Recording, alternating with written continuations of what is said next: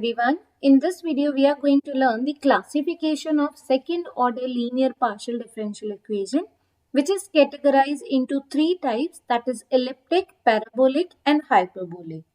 Now, before jumping directly into the classification, let's understand what a second order partial differential equation actually means.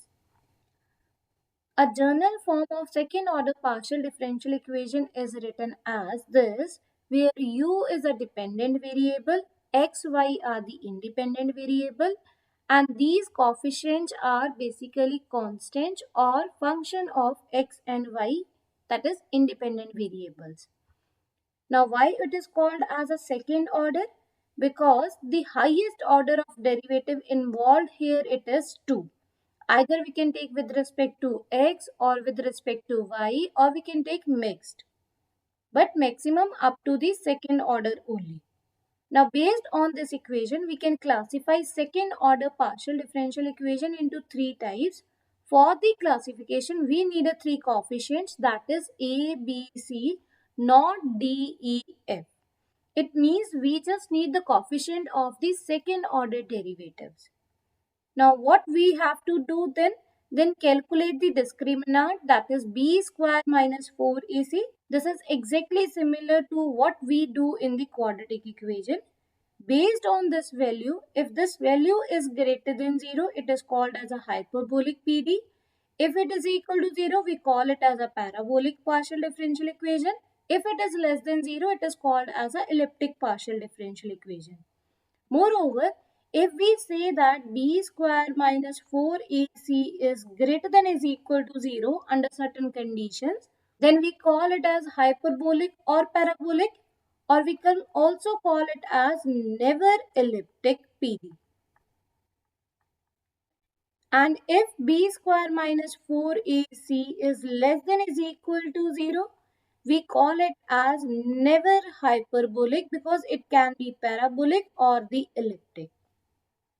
Now an important question arises, why these are called as a elliptic, hyperbolic or a parabolic? These names comes under the nature of the characteristic curve. When we study partial differential equation deeply, the solution behave along a certain curves, that is called as a characteristic curve. And the shape of these curves resemblance with the hyperbola, that's why it is called as a hyperbolic. And when that curve is resembles with the parabola, that is called as a parabolic. And if it is ellipse, it means elliptic PDE. That's why these names are used here. So we are not going into detailed theory of the characteristic curve right now. Just keep this idea in our mind for the basic understanding. Now let's understand this concept better with the examples and see how we can identify whether a given partial differential equation is an elliptic, parabolic or a hyperbolic. So let's consider the first example. Find the nature of this partial differential equation. Before finding the nature, very first step is we need to write this into the standard form. What is the standard form? Take all the terms in a one side, put it as equal to 0. So by rewriting this partial differential equation, we have this form. From here, we need to find what is A, B and C. A stands for the coefficient of second order derivative of u with respect to x, and B stands for the coefficient of second order derivative of u with respect to xy. C stands for the coefficient of second order derivative of u with respect to y. So according to this, the value of A is 0 and the value of B is equal to 1 and the value of C is also 0. So remember that we just need the coefficient of the second order derivatives of u with respect to the variables. Now calculate the discriminant, that is D is equal to B square minus 4AC. The value of B is 1. The value of A and C are 0. This is equal to 1. This value is always greater than 0.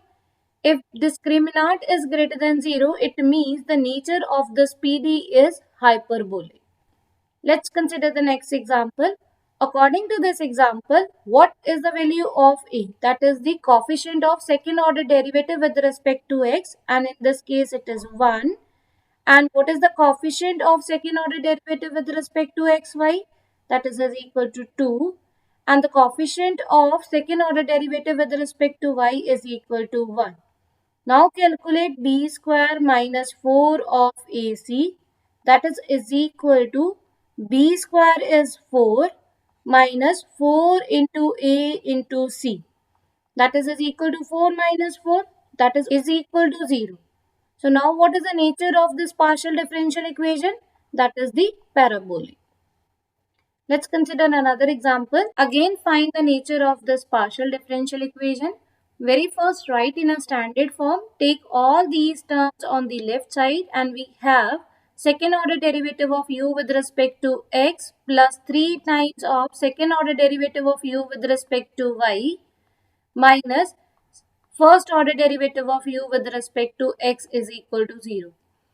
Again, we need to fetch the coefficient a, b, c. A means we need to find the coefficient of second order derivative of u with respect to x, that is 1 here. B, that is a mixed order derivatives. We are not getting a mixed order derivative here, therefore the value of b is 0. And we need a second order derivative of u with respect to y coefficient, that is 3. Now calculate b square minus 4ac, that is equal to 0 minus 4 into a, that is 1, c is 3. This is equal to minus 12. As this is less than 0, we can call the nature of this PD is equal to elliptic. Now let's take the next example.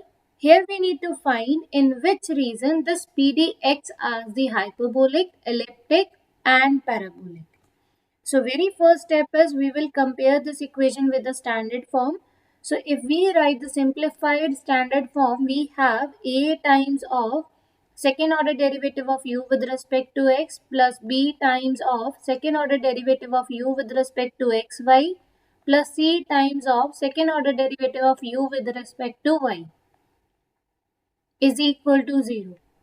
Now compare the coefficient. According to this, the value of a is equal to y and the value of b is equal to 2 of x and c is equal to y. Now calculate the discriminant, that is b square minus 4ac. This is equal to 2x whole square minus 4 into a into c. This results 4x square minus 4y square, or we can write 4 into x square minus y square. Now depending upon the case, we are getting a different reason. For the case of hyperbolic, this discriminant must be greater than 0. It means 4 times of x square minus y square must be greater than 0. Or we can say that x square minus y is greater than 0. This further results x square is greater than y square. Or we can further write mod of x is greater than mod of y. It means the magnitude of x is greater than the magnitude of y. Now whenever we have this type of inequality, how we can solve this? Let's consider the boundary curves, that is x square is equal to y square. So what this implies? That is y is equal to x and y is equal to minus x. So this gives the two straight line passing through the origin. Now we need to divide according to this. So for that we can take plane xy. This line represent y is equal to x and this line represent y is equal to minus x. Now as per this inequality, if we consider these two straight lines, it means x is greater than y and x is greater than minus of y. X greater than y means we are working towards the right side of this line, and x greater than minus y means we are working towards the left side of this curve. So according to this, the common reason we are getting this. Now similarly, we can think for the parabolic. Parabolic means discriminant is equal to 0. So according to this, we can conclude mod of x is equal to the mod of y. It means we can consider these two lines. So this implies when y is equal to x and y is equal to minus x, it represents the parabolic nature. It means on these two lines we are getting a parabolic form. For elliptic, discriminant is less than 0. So according to this, mod of x is less than mod of y. This implies y is greater than x and y is also greater than minus x. As per these two curves, we are getting this reason. So it means for the values of x and y from this reason, we have elliptic nature of this partial differential equation. Now let's consider another example. Again here we need to determine the nature of the PD when it acts as a hyperbolic, elliptic and parabolic. For that, first compare with the standard form and fetch the coefficients, that is a into second order derivative of u with respect to x plus b into second order derivative of u with respect to xy plus c times of second order derivative of u with respect to y, put it as equal to 0. It is a standard form. From here we have the value of a is equal to 1 minus y. The value of b is equal to, that is 2 of x. Don't compare it with this because the coefficients of these are the different. So b is equal to 2x. The value of c is 1 plus y. Now calculate b square minus 4ac, that is equal to 2x whole square minus 4 into a into c. This is equal to 4x square minus 4 as it is. Apply here identity a minus b, a plus b, that is a square minus b square. That is equal to 4x square minus 4 plus 4y square. Or we can write this is equal to 4x square plus 4y square minus 4. Now calculate when this PD acts as a hyperbolic. Hyperbolic means b square minus 4ac is greater than 0. So this implies we can say that 4 times of x square plus y square minus 1 is greater than 0. As 4 is always positive, it means this quantity is greater than 0. And if this quantity is greater than 0, we can further simplify this. We can write x square plus y square is greater than 1. What this represent? It is an equation of a circle if we consider the equality. Moreover, it is a unit circle. When we say that greater than 1, it means we are working in the exterior of unit circle.